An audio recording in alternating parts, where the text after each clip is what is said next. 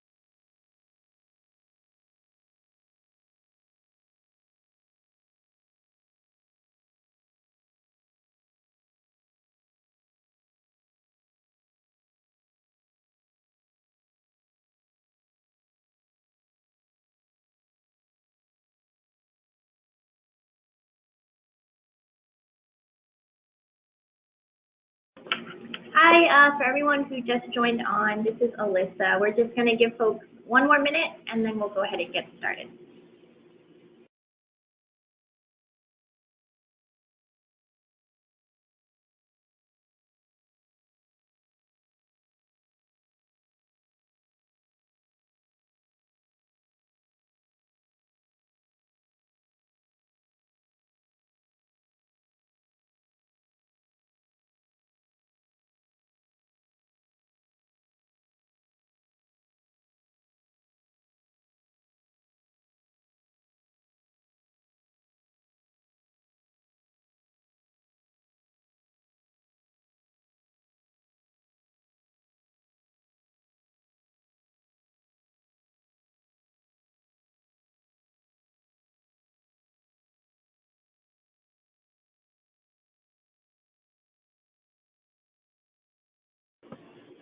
All right, so we're just going to go ahead and get started.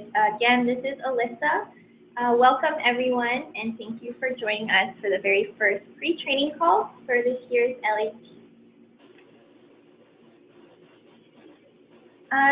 So we'll kick off with quick introductions of who's on the call today from the SEARAC team. My name is Alyssa Talaba, and I am the training manager here at SEARAC. As you are all already familiar with, I manage the logistics and planning of our training programs, including LAT. So you'll continue to hear a lot from me throughout the program. And today, our call will be led by Mari, who will tell you all a little bit about herself next. Hi everyone, this is Mari Quinamone. I'm the Director of Communications and Development here at SEARAC. I've been with SEARAC about 5 years, and before that, I led SEARAC's immigration policy work. And it's great to be with you guys. Hi everyone, this is Suvan. I work on education policy for SEARAC, and I'm looking forward to meeting all of you at LAT this summer. Thanks for joining us. Perfect. So now moving on to you all, our LAT 2017 participants. In your cohort of 43 participants, we have representation from 11 states, and we're really happy to have folks from all over the country join us next month in DC. While we won't have as much time on this call to get to know each other that much, we will be trying to create a Facebook group for your cohort to help break the ice and learn more about each other before the trainings next month. So my goal is to get in touch with each of you for a picture and a short story to be able to introduce everyone to each other and eventually wind up with a comprehensive directory for this year's cohort. So be on the lookout for that. I'll be getting in touch with you guys soon. And though today we won't have that much time to get to know each other, we will have some ways built into this call to make things interactive. We'll be conducting quick polls for folks to select answers to, as well as check-in questions that folks will type answers in the comment chat box on your control panel. So to help you all practice, we'll start off with 2 quick and easy examples that introduce these 2 tools. So poll number 1, let us know where you're calling from today. Siobhan is going to pull up the poll real quick, and we'll give folks a minute or 2 to submit answers. Some of these people are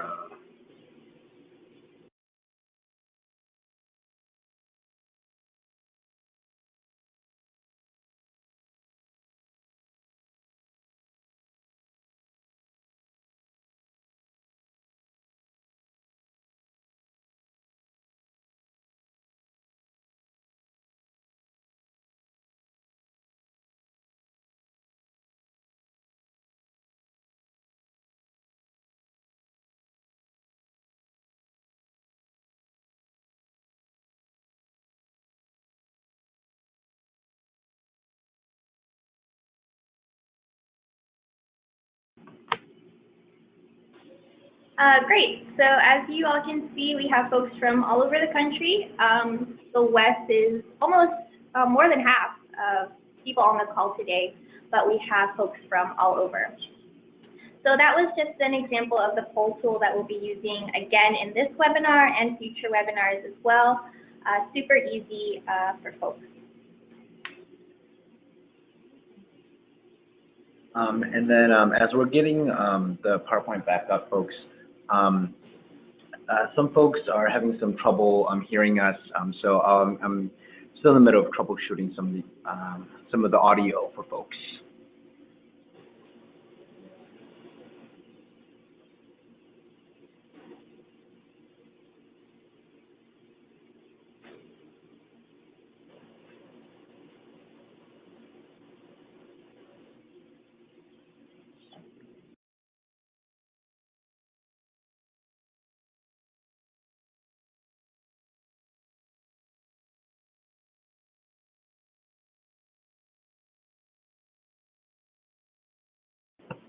Okay, bear with us, folks. We're just resolving some technical issues.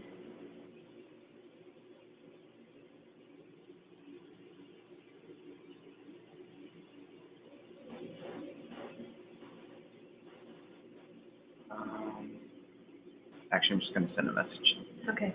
to everybody. So, You want to announce anything, Siobhan, about the audio?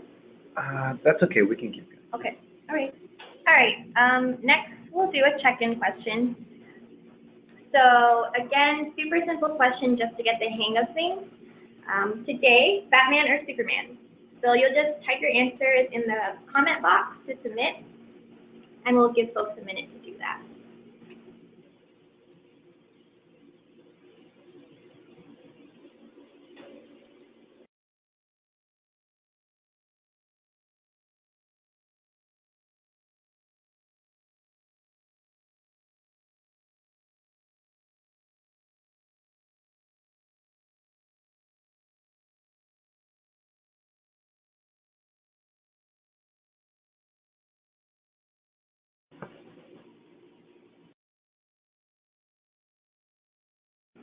Sure. Right now we have 3 Batmans.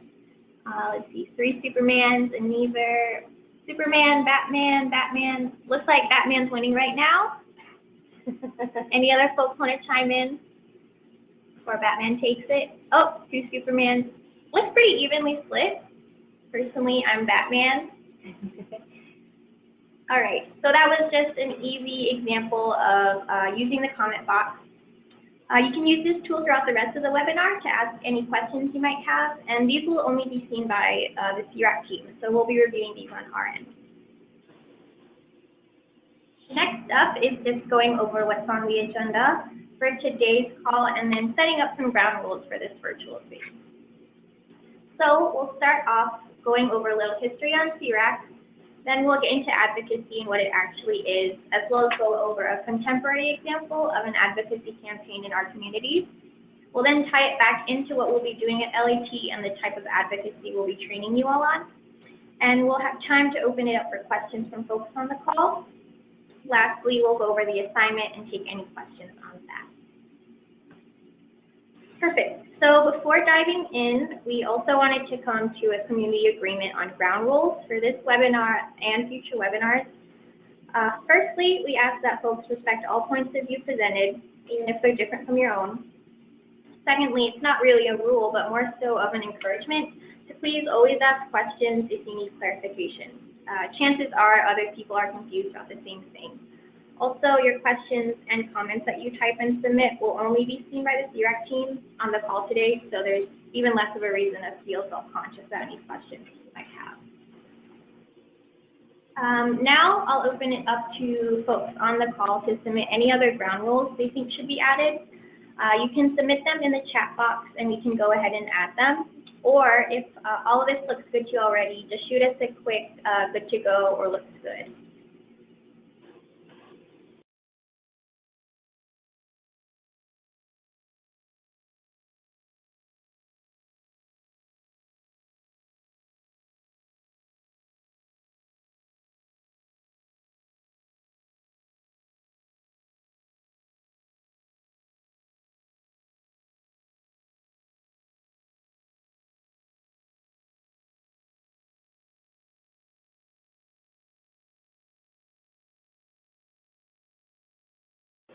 All right, it seems that the majority of folks are fine with these, but if you think of anything else along the way, again, feel free to shoot them to us throughout. Awesome. So now I will hand it over to Mari, who will take it away from here. Thanks, Alyssa, and thanks to everybody again for taking time out of your day to join us on this first call. It's really a great opportunity to learn together and come to the training with a lot of knowledge already. So we really appreciate you taking the time. Just a little bit of background on SEARAC. Founded in 1979, SEARAC is a national civil rights organization that empowers Cambodian, Laotian, and Vietnamese American communities and all of the minority ethnic groups within to create a socially just and equitable society. Today we're a team of 10. We have offices in both DC and California, and we advocate for equitable policies in immigration, which we'll be really focusing on this LAT, health, education, criminal justice, and aging, both at the national and the California state level. We also work with dozens of community-based organizations around the country on joint campaigns, and we work to empower strong community leaders and advocates like you. A little bit of history. SEARAC emerged, like I said, in 1979 out of the mass displacement and resettlement of refugees after the war in Vietnam, the bombings and the secret war in Laos, and the bombings in Cambodia and the Cambodian genocide that followed. This was the largest resettlement of refugees the U.S. has yet ever seen. One of SEARAC's first key accomplishments was actually fundamentally shaping immigration law, immigration policies. SEARAC successfully advocated for the passage of what eventually was called the 1980 Refugee Act, which was actually the first formal resettlement system this country ever had. You are part of a long tradition at SEARAC. The Leadership and Advocacy Training program started back in 1999 in an effort to build a pipeline of grassroots advocates equipped to make system-level change at the local, state, and national levels. Over 1,000 community members have graduated from the training in the last 18 years. Really, really happy to have this 18th annual LAT and have you all with us. So on this call, the goal is really just to get our minds wrapped around what advocacy is. And how you're going to be learning and practicing advocacy and taking it home with you after the training. So we have another check-in question. What do you think advocacy means? Can you come up with a short definition of what it really means and put it in the chat box?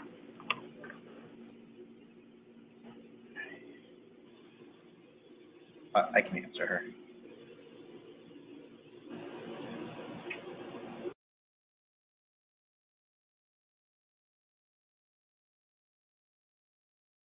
Anyone? What do you think? What does it mean to advocate? Okay, we have to speak out what you believe in. Defend values and rights for impacted communities. Awesome. Giving voices to the voiceless. I love it. Support for a cause. Being a bridge between communities and the government. These are awesome. Advocacy is leveraging resources through grassroots efforts to empower underrepresented populations. Awesome, yes. Support for underprivileged communities, support for those most vulnerable. Someone says, for me, advocacy is being a voice for a group of people who otherwise don't have a voice. Advocacy is the process of using your skills and knowledge to speak truth to power on behalf of your community. Speaking on behalf of people that don't have a visible voice, efforts and actions grounded in social change and justice. Going to bat for someone, yeah. A group of people or a cause. To educate, support, and empower our community in a cause. You guys, these are awesome. Bringing awareness to issues faced by marginalized communities, helping form policies to help those in need, speaking for oneself or others on issues that need attention, being at the table for those who cannot, and educating institutions on issues in the community. Yes. Awesome. That was fantastic. In fact, I mean, you can boil advocacy down simply to speaking or writing in support of something. And, you know, honestly, advocacy isn't always speaking on behalf of marginalized communities. You have a lot of industry groups advocating for their interests as well. It is our responsibility to also advocate for marginalized groups because they don't have the lobbying money and power behind them like a lot of industry does. And so that is what you guys are coming to Washington, D.C. to learn and to practice and to bring home. So the word advocacy, just to give you a little kind of etymology, comes from the Latin advocare. I don't speak Latin, don't know how that's really pronounced, to call for something. And the core of that word comes from the Latin word vox, voice. And so I saw the word voice, voice for the voiceless, raising your voice. That is embedded in the word advocacy. And policy advocacy, yes, the act of speaking or writing to support a specific plan or course of action in government or other institutions. You can think of it as people using their voices to shape policies.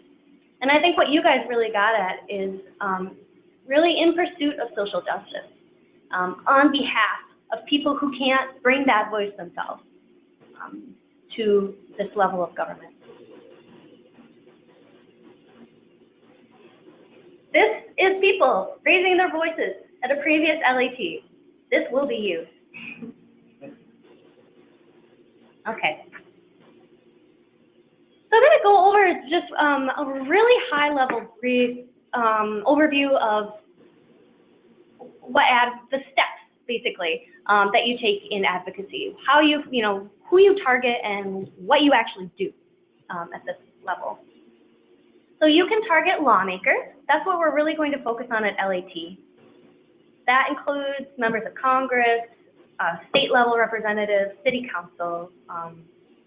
You can also, and lawmakers are those, of course, in the three branches of government who make the laws, who create the laws, who pass the laws. But you can also target the administration. And sometimes we do this as well during LAT. You can target the people who implement those laws. Because even after a good law is passed, it may be implemented poorly. Or after a bad law is passed, you can mitigate some of the worst effects by targeting those who are charged with implementing, like the agencies, like the executive branch. You know, when you are advocating, when you are trying to make change within an institution like your college, like your school, that's also a really important form of local advocacy. You can target institutions. You can also target the general public, who will then in turn target lawmakers or the administration institutions. And advocacy can happen at any level of government or really authority. So what does it look like to educate lawmakers?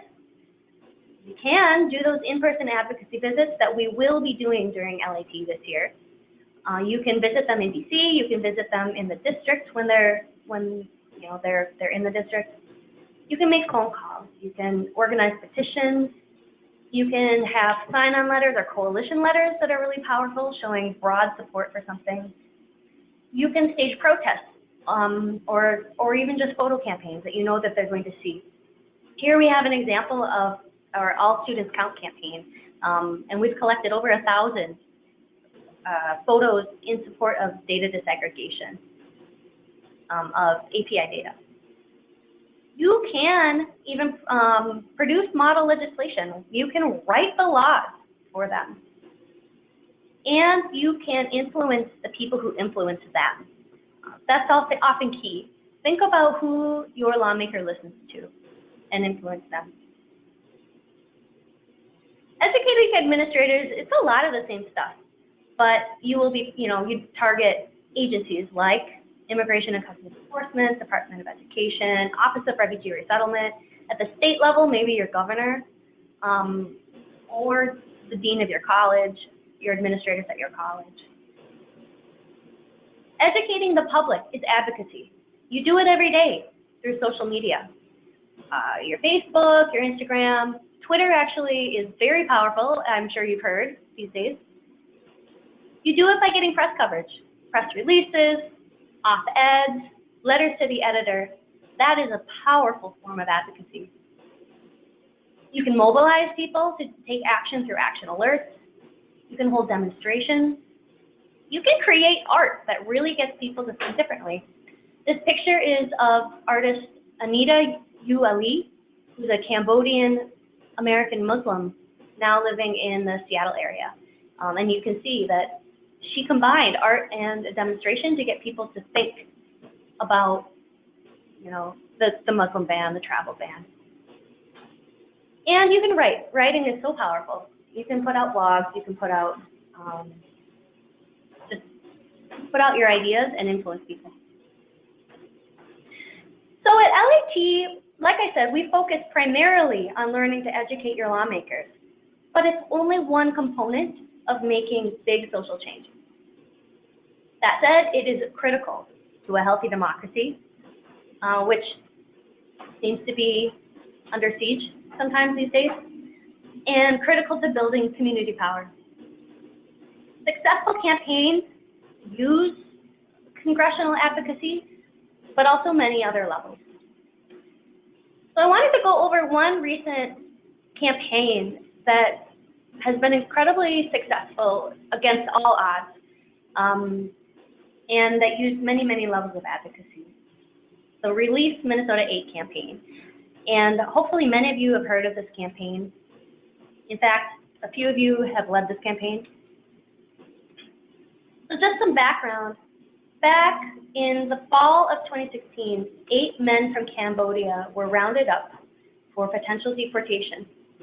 8 men from Minnesota were rounded up for potential deportation to Cambodia. This happens every year. It's always a terrible, terrible thing for families. But these particular families did not just sit back and let it happen. They organized. They organized so much. They organized the families who were impacted. They connected with local and national groups who work on immigration, work on deportation, who are connected to the community. They got a large coalition from across the country really invested in pushing back on these deportations. They organized action alerts to mobilize the community to call their legislators about these deportations. They educated their lawmakers. They flew families into DC to talk directly with their members of Congress, with their senators. They even coordinated with Representative Keith Ellison in Minnesota to stage a protest outside his office to publicly show pressure that he could respond to. He worked with them to make this happen. They coordinated with members of the Congressional Asian Pacific American Caucus to write a letter to the Department of Homeland Security. Here you can see Keith Ellison on the street corner protesting right along with the families. They also educated the administration.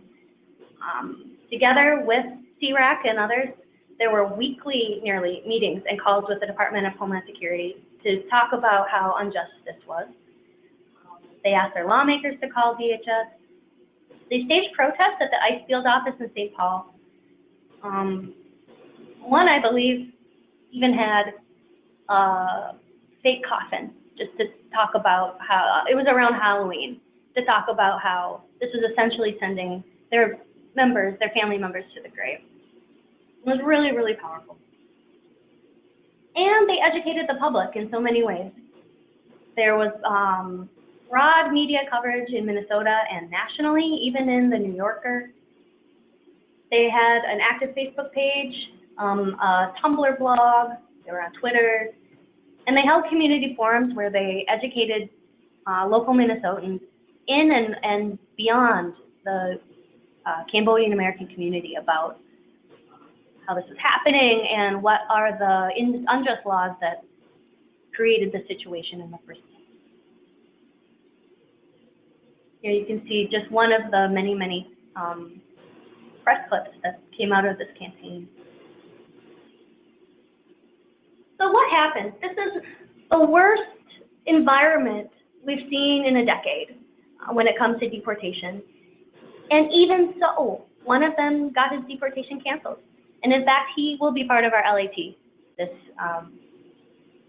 in a few weeks, as well as his wife, who was a major main organizer of the whole campaign. We're so grateful that they will be with us. 3 others had their deportations delayed, which is highly unusual. One, sadly, was deported. Another, Cameron, is actually in immigration court right now, fighting his case. And so we will know in the next hour or two whether he will have his deportation canceled or not. His sister will be part of our LAT group, and she asked us to ask you all to please pray for their family today. This fight is not over. It's not over for these 8 families, even those who had their family member deported, and it's certainly not over for the entire community. And that's why we have decided to devote this entire LAT to immigration policy and this anti-deportation work, because we need more advocates like you to be part of this ongoing long-term fight.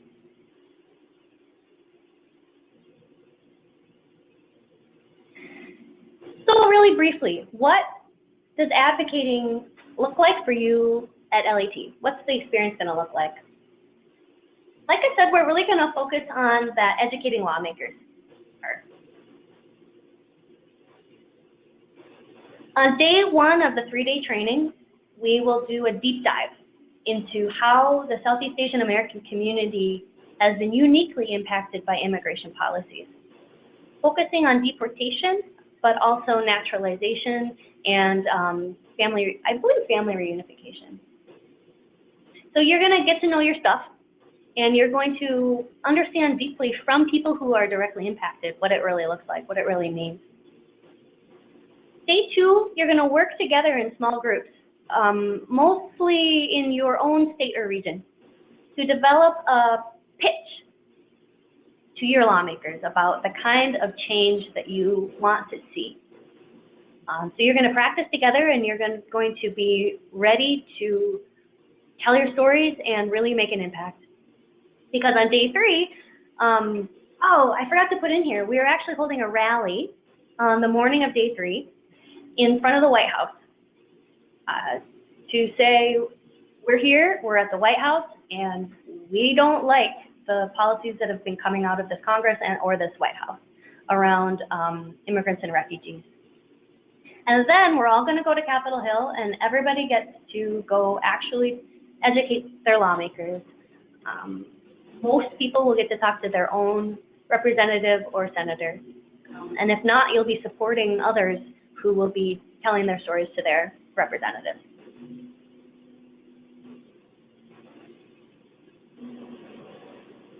Just really briefly, what are some of the main components of this legislative advocacy?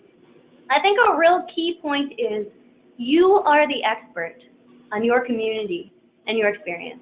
No one else knows more about your community, certainly no one on Capitol Hill. So you need to have that confidence that you are coming with some really expert knowledge without having, done anything really to prepare except live your life. And so when you advocate with your lawmaker, lead with, those stories that really can pull the heartstrings. Lead with the values that we share, that anyone shares, around family unity, around fairness, around responsibility, all these things that are indisputable. And tell your story. Don't be afraid. I mean, of course, it can be a process to be comfortable with telling your story in public. But those stories are really what move lawmakers to action, and we've heard this so many times. And then often you kind of want to bring some stats just to back you up. So you do want to do some research to be able to say, not only can I tell you about my lived experience, but I have the numbers to back it up, and we can help you with that. And then finally, connect those stories and those stats to the change that you want to see. Have an action plan. Before you do your advocacy, understand who you're going to be talking to. And your homework for the next call will really go over this. Understand what can they do for you? How can they make the kind of change that you want to see? How are they positioned in Congress to actually make those changes? What committees do they serve on? Do they have influence that you need? How are they movable? What is really going to speak to them, given their past experience, who they are? And then finally, don't leave without asking them to do something. This is really critical. We call it in DC the ask, quote unquote. So education in and of itself is useful, I believe. But to be really effective, you want to make sure that they are obligated to follow up. And then you need to follow up as well. Don't let them off the hook. They've promised to follow up with you. You need to follow up with them. So that's kind of the legislative advocacy experience in a nutshell. Finally, we don't want this to be the end of your advocacy journey. We want it to be the beginning or midway. I'm sure many of you have been advocating for a long time, but keep it up. This is a picture of the Southeast Asian Coalition from Charlotte, who came up on a bus one day and wanted to meet with their legislators and drove back that night. And I tell you, that representative almost never hears from, in this case, the Hmong community. They're sizable Southeast Asian American community, but they made it happen by taking a quick trip. And you don't have to leave home to keep advocating. On the left, you see Sina, who will be one of our facilitators, taking part in one of our immigration campaigns from last year to fix the 1996 immigration laws that have created such a mess. And on the right, you see Manny Uk, who has been advocating for decades now. He has a final order of deportation, but he has fought so hard, not just for himself, but for the entire community, to show how unjust these laws are and what the human consequences really are. Here you see him giving a hug to who used to be the chair of the Congressional Asian Pacific American Caucus, Congressman Mike Honda, who's unfortunately no longer in office. But, you know, get to know these people, get to know them. And then give them a hug when you see them, like me. Okay. So that's all for the spiel. We have one more poll. So which component of legislative advocacy, based on what you just heard, do you hope most to strengthen at LAT? Which of these skills do you want to strengthen the most? I'll give you just a few moments.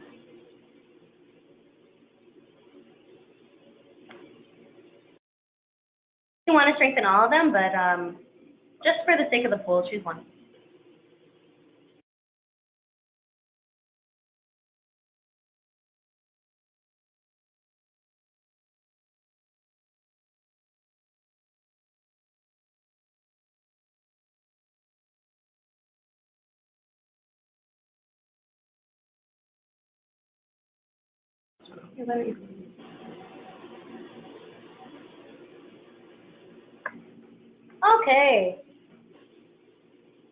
Okay, I see. You didn't have to choose just one. That is good. That is good. So a large majority of you really want to determine what the ask is. And that is sometimes the hardest part. And that is what we're here for, to kind of help you understand what's possible. So you're not alone. And the ask can be anything from actual policy, you know, moves like sponsoring or co-sponsoring legislation, but it can also be things like, we want you to write an op-ed. We want you to meet with us in district. We want you to hold a community forum where you actually get to hear from families who are impacted by this. And then about a third each want to learn to tell your story, which we'll work on. How to understand your target, which you'll be working on for the next call, and then how to follow up. We will be learning all of these things, which is very exciting. And now I'm going to try to get us back to the presentation, which is not always very easy.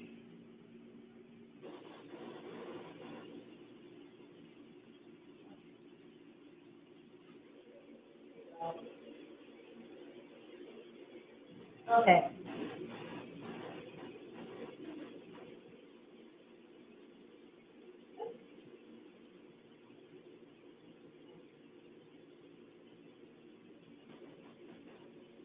Okay. All right. And then one more check-in question. Use your chat box. What are you most looking forward to at this year's LAT? Anything. What are you looking forward to?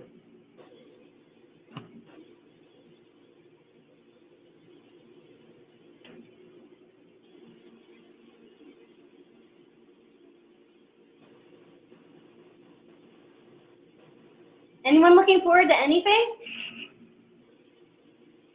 Okay. People say learning as much information as I can so I can effectively advocate for my community. Going to see our legislators in Congress. The empowerment from SEARAC as well as my peers. Learning a lot and getting connected. Yeah, getting connected is a big part of LAT. Growing my network of powerful advocates around the U.S. and the world. Building up my advocacy capacity and relationships with folks. Yes, it's all about relationships. Connecting with folks passionate about serving the Southeast Asian American community. Meeting people with similar backgrounds, which is also a big part of LAT. Looking forward how to better advocate for my community and network with service-minded leaders. Nice. And you clearly are. Meeting all the wonderful people, getting inspiration. Stopping the anti-immigrant sentiment in DC. We will try. We will try. Meeting new people and making some noise with the White House. Yeah. networking, meeting our representatives and senators in person for the first time, meeting people doing similar work and learning from them, looking forward to community, being able to leverage the diverse resources and connections available to create systemic changes, meeting everyone all around the states and finding a big community, asserting my power and advocating at the national level, and learning how to get my elected to act. Yay, you're making me excited. I'm looking forward to it too. Okay. Thanks everyone. I'm going to hand it back to Alyssa for the rest of the discussion, questions, and follow-up. Great, thank you. So now we'll be taking time to go over any questions that folks might have about anything we went over, as well as some that folks submitted throughout the presentation. So continue to type them into the question box, or if you'd like to join us over the phone, if it's easier that way to explain your question, please be sure you enter your unique audio PIN, which can be found on your control panel under the audio tab. You have to enter this so that we can hear you. From there, you'll want to raise your hand, which is the little hand icon on the control panel, and we'll call on you, unmute your line, and then you can share your question. As I said, you can also just keep continuing to submit them via the chat box. So, let's see. And we'll give folks a few minutes to type and see if you have any questions.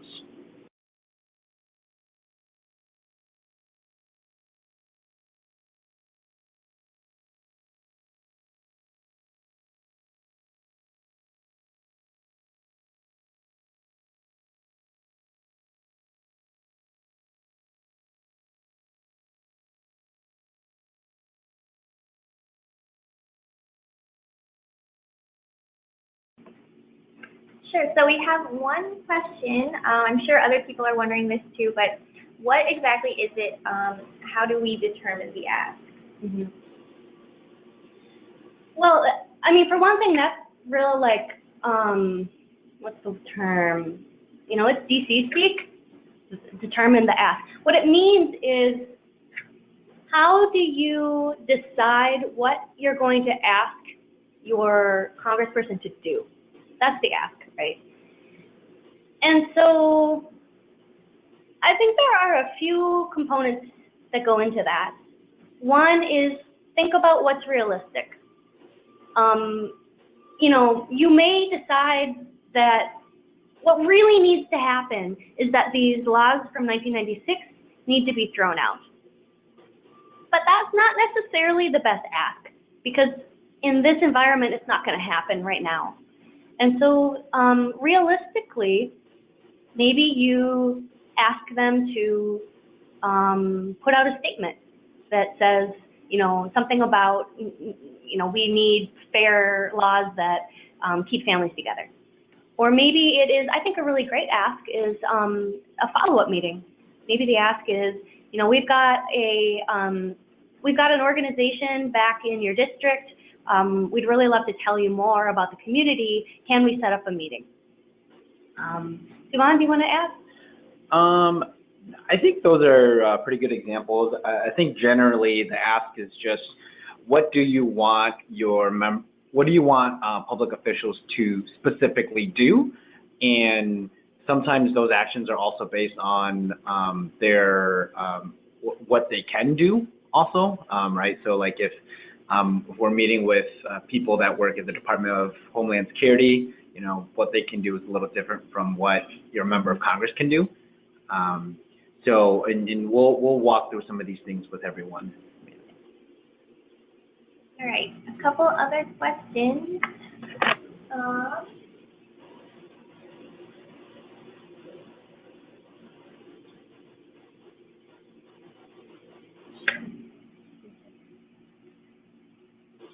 right, this one is from B. Yang. I assume some or many of us are from nonprofit boards. The activities we do at LAT will not affect our status in any way, right? Mm. Yeah, so a couple things on that. One is that nonprofits are allowed to do advocacy, and in fact, they're allowed to lobby. The laws are that you can only spend up to, I believe, 20% of your, budget on lobbying before you jeopardize your nonprofit status. So that's one answer. The other is that generally at LAT, we're advocating, we're not lobbying. This is a general rule. And the difference there is that we're going in, to advocate really means we're going in to educate in general about the Southeast Asian American community, about what deportation looks like when it tears apart families, about how, policies have really affected the community. To lobby means you're actually recommending a position or an action on a certain piece of legislation. As a nonprofit organization, you can do as much advocacy as you want. There's no limit on that. So no, we are also a nonprofit organization. LAT will absolutely not, jeopardize nonprofit status. Great. On the next question from Tina Chinakarn. Will we have a unified platform for our apps, or will they be individualized? And will we be partnering with other immigrant rights organizations such as NILC or the ACLU?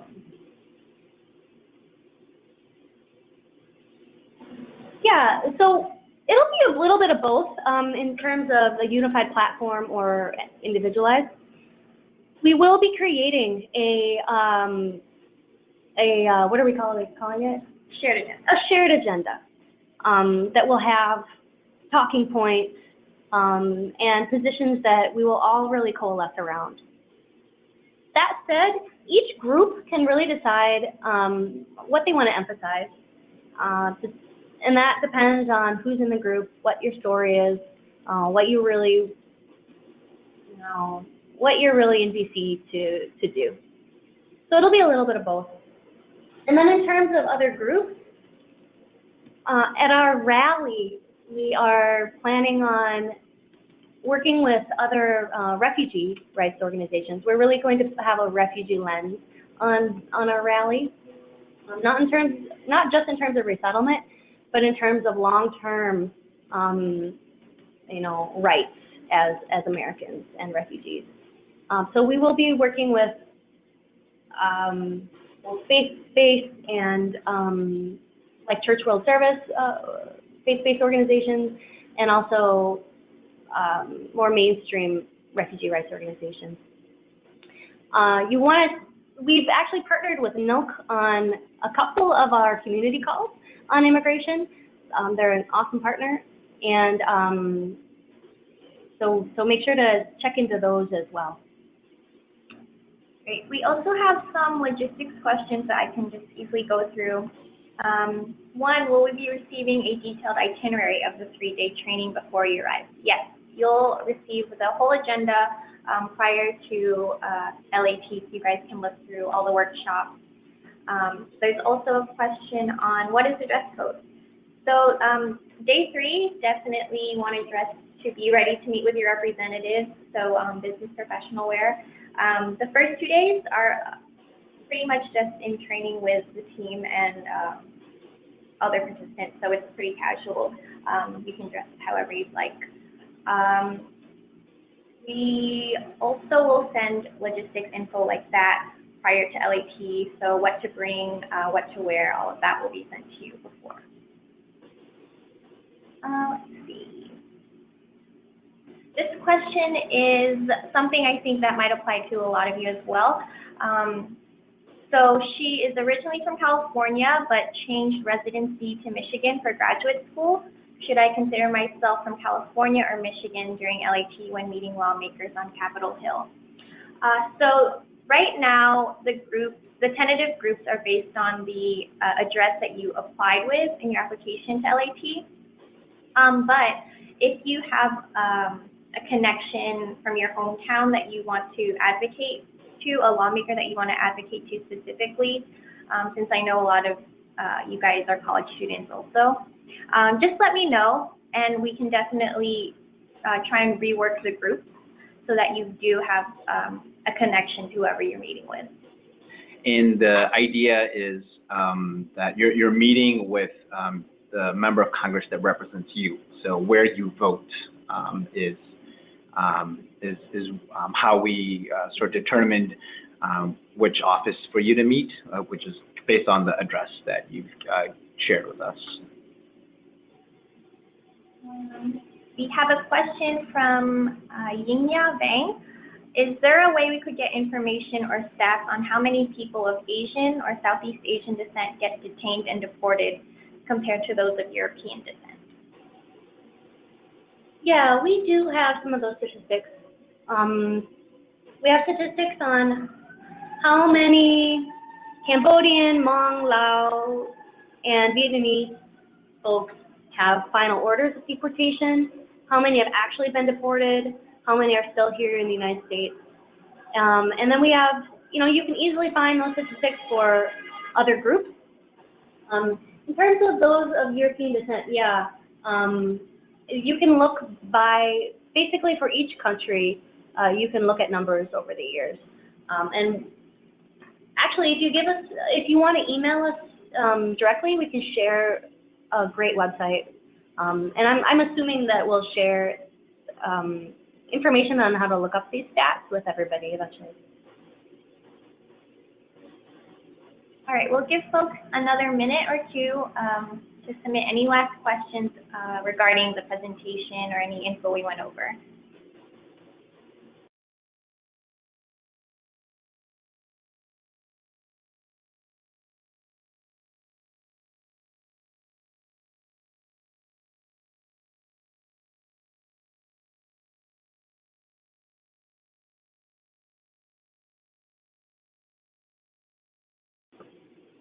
All right, so if there's no more questions, we'll go on to your homework assignment. So on your GoToWebinar control panel, under the Handouts tab, you should see a document attached called the Know Your Legislator worksheet, which is what you guys will be working on up through the next pre-call. So this is put together by Sue Vaughn, and it's meant to get you started on understanding your target, the lawmaker to which you'll be making your ask. So going through this briefly, all of this information can be found by visiting your legislator's website or just with a simple Google search. None of this is meant to be tricky or secretive information that you'll have to dig too much for. It should all be relatively easy to find on the internet.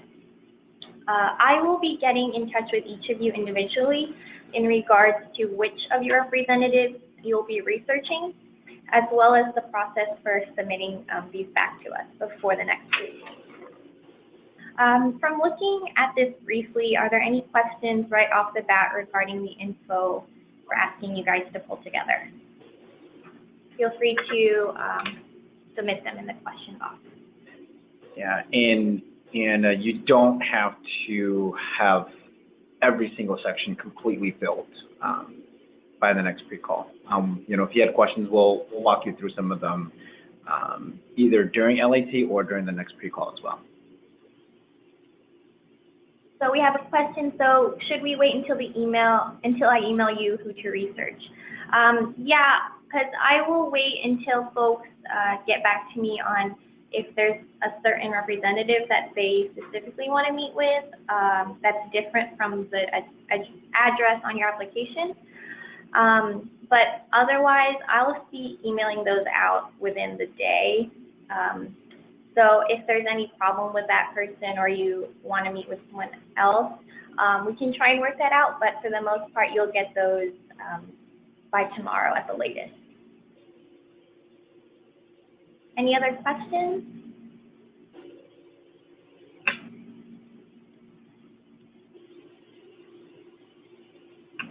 All right. How many people are participating for this year's LAT? 43 participants, and we have you guys in small groups of about 2 or 3, 4 max, and that's based on your district or your state or region.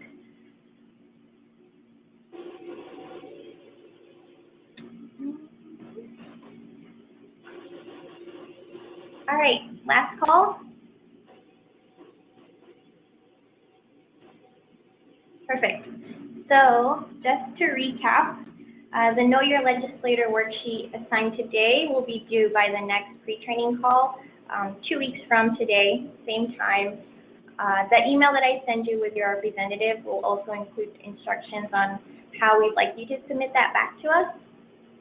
And of course, if you should run into any questions along the way, please don't hesitate to get in touch with us. But for the most part, please try and get a head start so we're not bombarded right before pre-call too. So if there are no more questions, we'd like to thank you all for participating in our first pre-training call of LAT, and we are very much excited to continue to get to know each of you as we prepare for next month's training. I will, of course, be in touch with all of you soon. So with that, we'll sign off from here. So thank you again, and this webinar recording will be available afterwards. Okay, yeah, Thank you. Thank you. Thank you.